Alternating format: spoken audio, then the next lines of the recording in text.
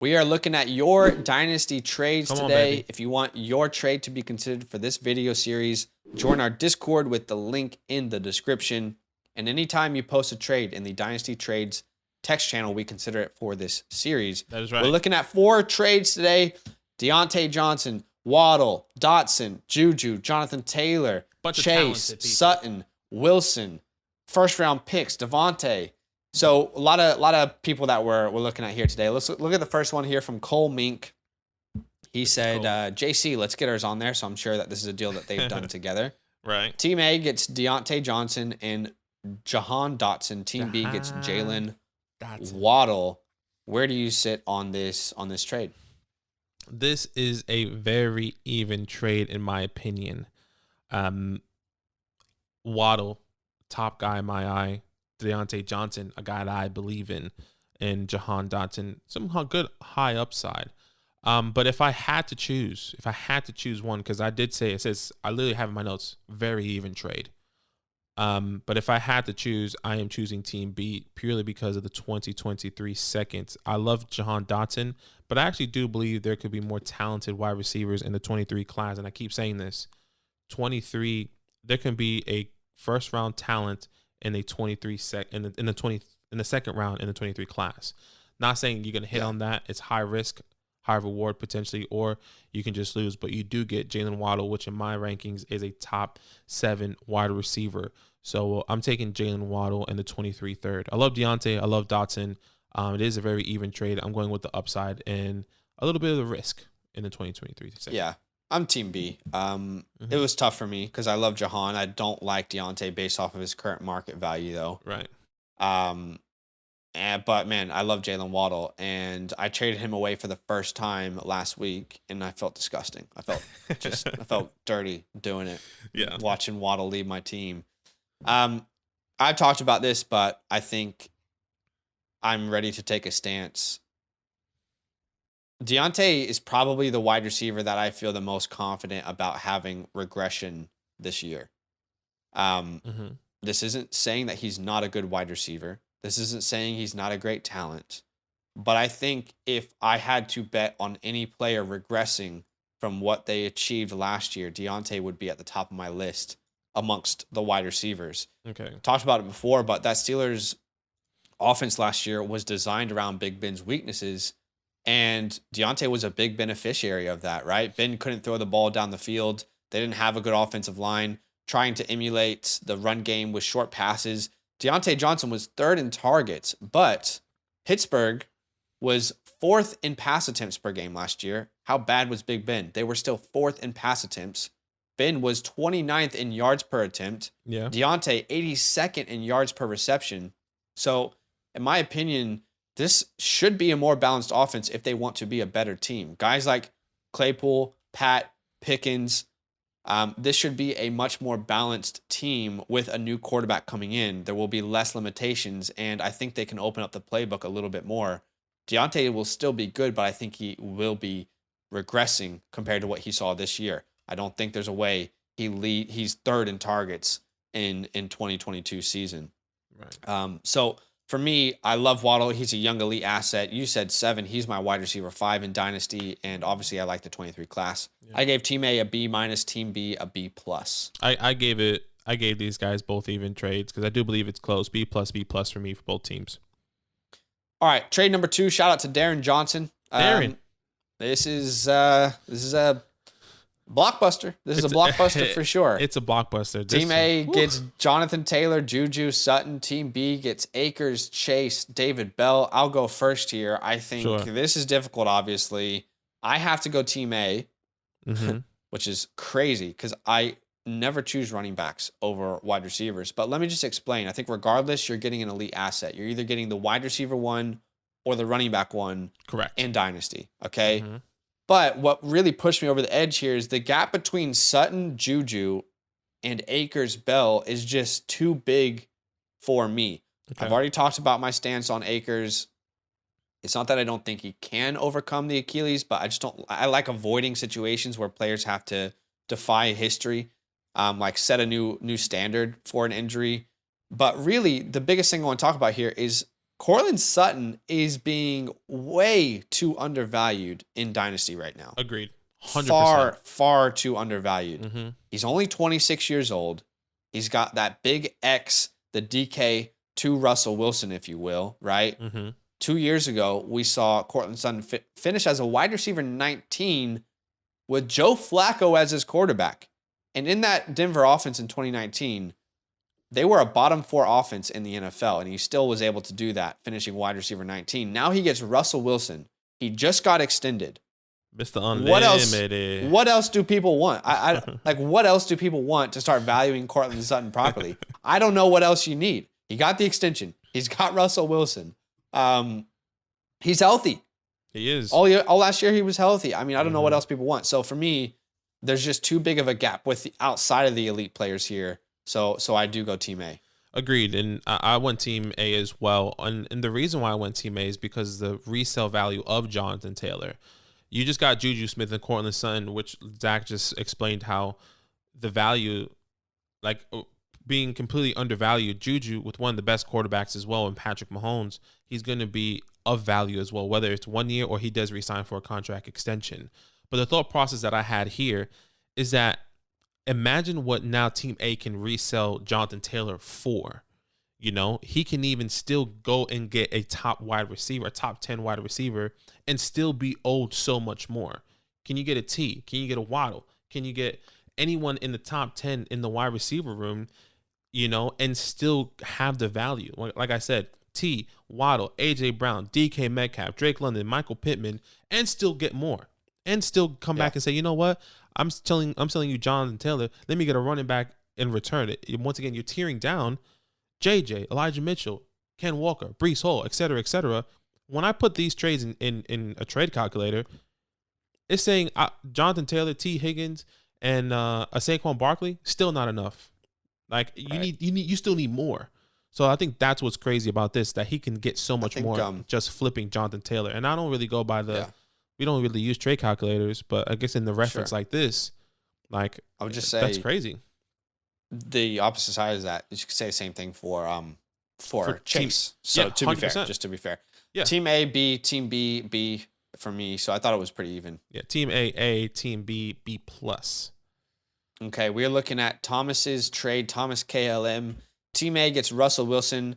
Team B gets Danny Dimes, a 23 first and a 23 second. I think context of each team's goals is going to be important here. Exactly. We don't have access to the context, but I'm assuming Team A, you know, like this typically is what it takes for you to get Russell Wilson if you're a win now team. Mm-hmm. Where do you stand here on this trade? Which side are you taking? I went Team A. I'm okay with going with Team A here. Russell Wilson, a solidified guy. He was a solidified guy for the past 10 years, a top 10 quarterback outside of 2 years. He was injured. One of those years being this past year with that finger injury. I think if you can solidify a guy like Russell Wilson, I do believe he's going to continue to play as long as possible.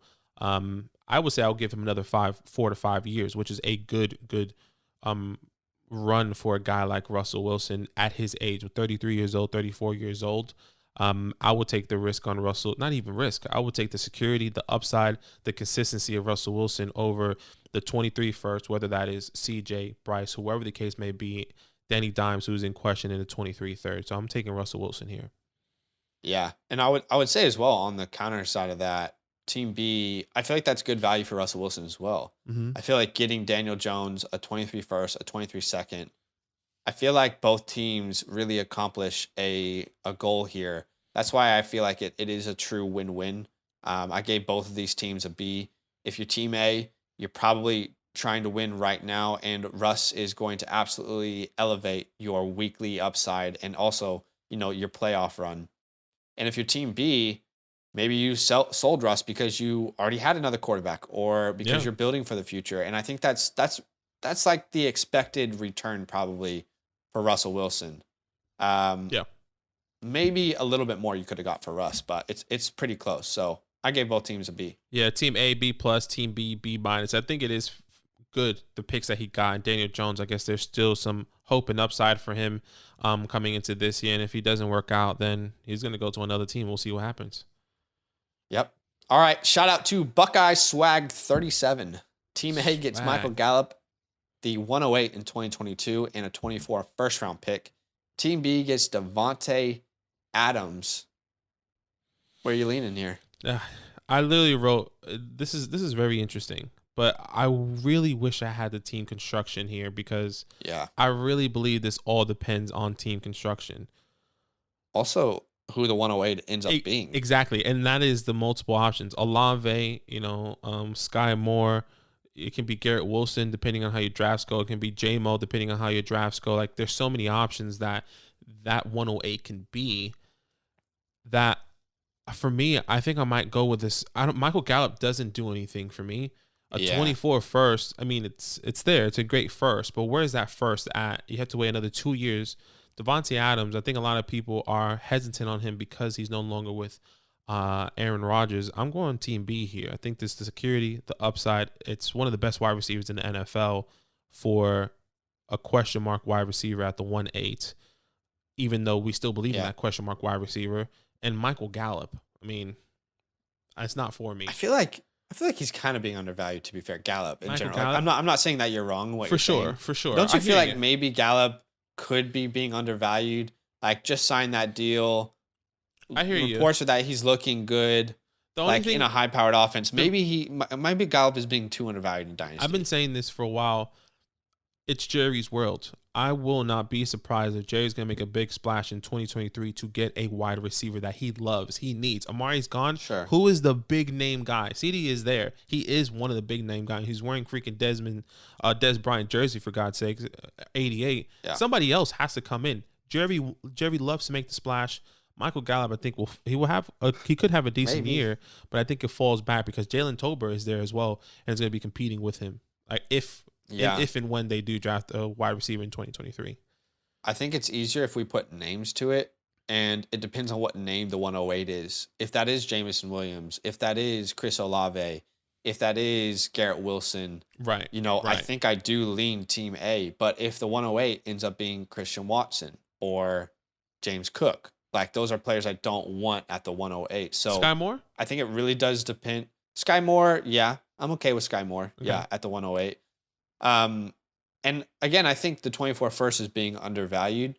But just as I said in the previous trade, this is all team construction here. 100%. I think both of these teams can actually be winners. I gave both of them a B. Agreed. I wonder if we should be expecting more return for Davante. But I think, me personally, thinking through Dynasty, going to be 30 years old soon, this might be the proper value, and the 24 first might be being undervalued. So maybe I think I slightly lean Team A, but it's really close. It is truly a toss-up for me. Yeah, it is really close for me. I gave Team A a B-, Team B a B+. So very, very close. But I just went with the security because of sure. If it was somebody else outside of Michael Gallup, I'm trying to even think, like, what if it was a rookie? What if that was Jahan Dotson in a 20 and a 108? Well, yeah, that's easy. That makes it so much more easier for me. That's the type of stuff I'm thinking about, So sure. It's just Michael Gallup in my head, but yeah. We're gonna end on a funny trade. We're not gonna analyze this at all, but I just thought it was funny to talk about. From Robin S. He says, thoughts. This went down in one of my leagues and it's all kicked off, and someone's thinking about leaving the league over it. Aren't those people just so special? The ones who hold the league at ransom for someone else's mistake. Yeah. And they get upset at the person who got the good deal. And, like, what is that person supposed to do? Are they supposed to not accept a trade that's sent to them that they like? Yeah. Yeah. If you get a trade, if this was sent to me, I'm accepting it. No hesitation. I don't care what it is. For sure. I'm pretty sure the person that is complaining would also accept the trade and be like, he sent me the trade.